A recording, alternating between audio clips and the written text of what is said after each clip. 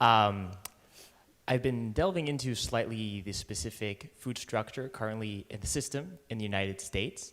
And speaking about kids and life, it's been pretty shocking to see the current system that we have to support nutrition, specifically in public schools, like the fact that it's about $2.60 that's reimbursed per meal, which comes out to about $1 to 90 cents for the actual food. The idea that kids are basically helpless, right? We spoke about that earlier, the idea of being able to support them, not even an adult, but the fact that someone who's growing up between the age of 1 year to 3 years old could have pretty heavy impacts of not having proper nutrition.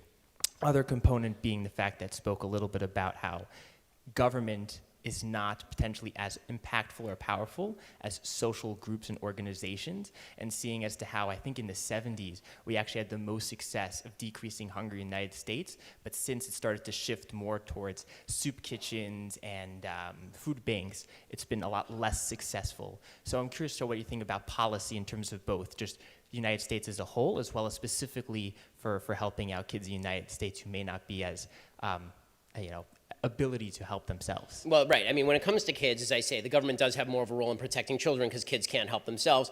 And if they have nobody protecting them, then presumably there are also people who are violating their rights.